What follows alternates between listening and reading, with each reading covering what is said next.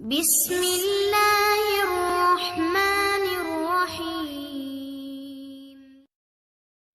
Welcome to our YouTube channel Faiz study panel. मैं हूं फैज़ुल्ला।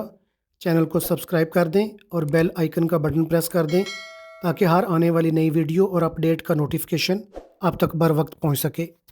अस्सलाम वालेकुम स्टूडेंट्स। आज का हमारा topic business statistics and mathematics class BCom part 1 maths का पोर्शन हम करने जा रहे हैं। हमारे पास एक्सरसाइज 5A1 का पहला क्वेश्चन है और उसका पहला पार्ट है।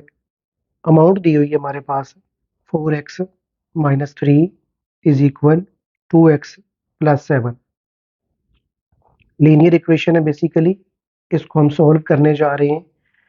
तो सबसे पहले x वाली वैल्यूज़ को इक्वल के एक तरफ कर लेते हैं और जो बगैर x की वैल्यूज़ हैं उनको इक्वल के दूसरी तरफ कर लेते हैं।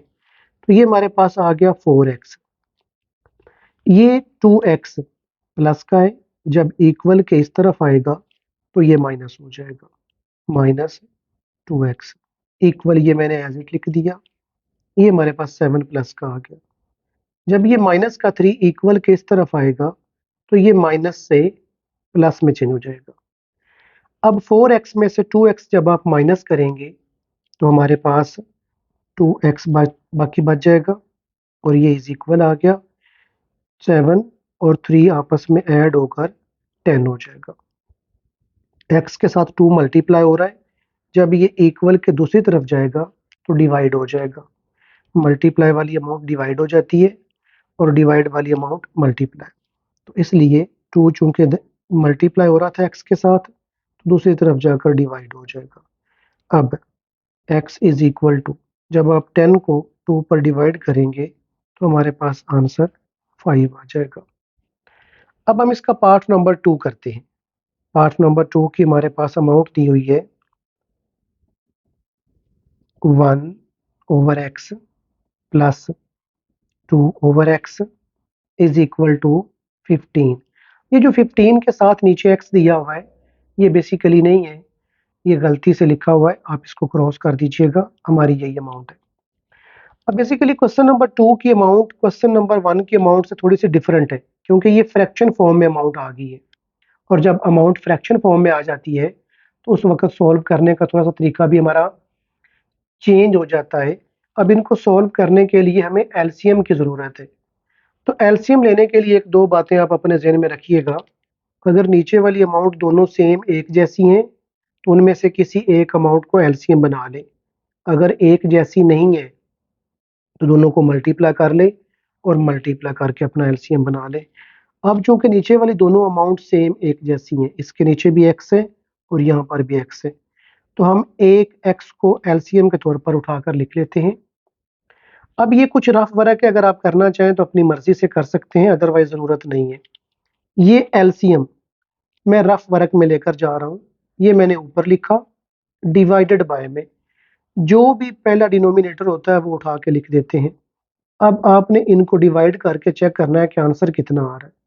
जब आप x और x को आपस में कट करेंगे तो आंसर 1 आ जाएगा। ये जो 1 आंसर आया है इसको इसके ऊपर जितनी भी अमाउंट है उससे मल्टीप्लाई कर देना है। अब ऊपर 1 है और आंसर भी 1 है, जब 1 और 1 को मल्टीप्लाई करेंगे तो 1 आ जाएगा। साइन यहाँ पर चूंकि प्लस था तो मैंने ये प्लस उठाकर लिख दिया, अगर यहाँ पर माइनस होता तो मैं माइनस उठाकर लिख देता। अब एलसीएम को फिर वर्किंग में लेकर जा रहा हूं मैं। एलसीएम को ऊपर लिखा, डिवाइडेड बाय, ये दूसरे डिनोमिनेटर पर डिवाइड किया। दूसरा डिनोमिनेटर भी चूंकि x था तो इसलिए जब आप इनको सॉल्व करेंगे तो आंसर फिर 1 आ जाएगा। जब आप इस 1 को इसके ऊपर वाली अमाउंट 2 से मल्टीप्लाई करेंगे तो ये हमारे पास 2 आ जाएगा, इज इक्वल टू में 15 आ गया। अब ये ऊपर दोनों प्लस हो रहे हैं, ये हमारे पास 1 प्लस 2 तो ये आ जाएगा 3, डिवाइडेड बाय में x आ गया, इज इक्वल टू में 15 आ गया। अब हमारे पास ये x यहाँ पर डिवाइड हो रहा है, इसको आप इक्वल के दूसरी तरफ जब लेकर जाएंगे तो ये 15 के साथ जाकर मल्टीप्लाई हो जाएगा। क्योंकि डिवाइड जब इक्वल के दूसरी तरफ जाएगा तो वो मल्टीप्लाई होता है, तो यहाँ पर रह जाएगा 3 इज इक्वल टू 15x, यानी ये x यहाँ पर आकर मल्टीप्लाई हो गया। अब हम x का आंसर मालूम करना चाहते हैं, तो x के साथ चूंकि 15 मल्टीप्लाई हो रहा है, तो ये 15 को अब हम दूसरी तरफ शिफ्ट करना चाहेंगे। तो जब ये 15 दूसरी तरफ जाएगा तो ये 3 के साथ आकर डिवाइड हो जाएगा, क्योंकि इधर ये मल्टीप्लाई हो रहा था तो इधर आकर डिवाइड हो जाएगा। तो हमारे पास ये आ गया x इज इक्वल टू 3/15। अब आप इनको कैलकुलेटर पर सॉल्व कर लें या इनकी डायरेक्ट कटिंग कर लें तो हमारे पास आंसर आ जाएगा। जब आप इसको 3 पे कट करेंगे तो 1 आ जाएगा, जब इसको 3 पे कट करेंगे तो 5 आ जाएगा, यानी हमारे पास हमारा x का आंसर आ गया 1/5। अब हम इसके पार्ट नंबर 3 की तरफ बढ़ते हैं। ये अमाउंट भी हमारी बेसिकली फ्रैक्शन फॉर्म में है, तो इनका भी अब हम एलसीएम लेते हैं, लेकिन इनकी नीचे वाली जो डिनोमिनेटर है वो सेम नहीं है। ये एक 3 है और एक 2 है, तो अब हम इन दोनों में से एक को नहीं लिख सकते, तो फिर अब दोनों को हम मल्टीप्लाई करके एलसीएम बना लेते हैं। जब 3 और 2 को आप मल्टीप्लाई करेंगे तो एलसीएम हमारा 6 बन गया। अगर आप यहाँ पर भी रफ वर्क करना चाहते हैं तो कर सकते हैं। ये एलसीएम 6 को मैंने ऊपर लिखा, पहले डिनोमिनेटर 3 पर डिवाइड किया, जब आप डिवाइड करेंगे तो हमारे पास आंसर आ जाएगा 2। ये जो 2 आंसर आया है इसको आपने ऊपर वाली पूरी अमाउंट से मल्टीप्लाई करना है। तो लें जी, मैंने ये एक बार मल्टीप्लाई की फॉर्म में लिख दिया, 2 इंटू का मतलब multiply 3x minus 4 bracket close कर दी। ये साइन जो हमारे पास प्लस था मैंने लिख लिया। अब ये साइड हमारी कंप्लीट हो चुकी है। अब इसको करते हैं सॉल्व। देखिए 6 मैंने एलसीएम लिखा, दूसरा डिनोमिनेटर हमारे पास 2 है, जब 2 पर डिवाइड करेंगे तो आंसर 3 आ जाएगा। अब ये जो आंसर 3 आया है इसके साथ ऊपर वाली पूरी अमाउंट को हमने मल्टीप्लाई करना है, तो ये हमारे पास 3, ये आंसर वाला 3 आ गया और ये ऊपर वाली amount x minus 3 is equal to में 7/6 एज इट आ गया। अब हम मल्टीप्लाई करते हैं, ये 2 3x से भी मल्टीप्लाई हो रहा है और -4 से भी मल्टीप्लाई हो रहा है, तो 2 को जब 3x से मल्टीप्लाई करेंगे तो ये 6x हो जाएगा, और जब आप 2 को -4 से मल्टीप्लाई करेंगे तो ये -8 हो जाएगा, प्लस इस 3 को जब आप x से मल्टीप्लाई करेंगे तो ये 3x हो जाएगा।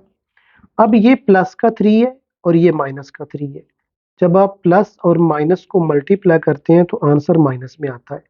3 और 3 मल्टीप्लाई होके 9 बन जाएंगे, और डिवाइडेड बाय में हमारे पास 6 आ गया, और यहाँ पर आ गया ये 7/6। अब यहाँ पर x वाली वैल्यूज को पहले सॉल्व कर लेते हैं। 6x भी प्लस का और ये 3x भी प्लस का, दोनों प्लस हो जाएंगे, जब दोनों को प्लस करेंगे तो ये 9x हो जाएगा। अब ये x के बगैर वाली वैल्यूज को हम सॉल्व कर लेते हैं। ये माइनस का 8 है और ये माइनस का 9 है, साइन माइनस का ही रहेगा लेकिन ये प्लस हो जाएंगे, क्योंकि ये भी माइनस है और ये भी माइनस है, तो इसलिए इनका साइन माइनस में ही रहेगा और ये माइनस के 17 हो जाएंगे।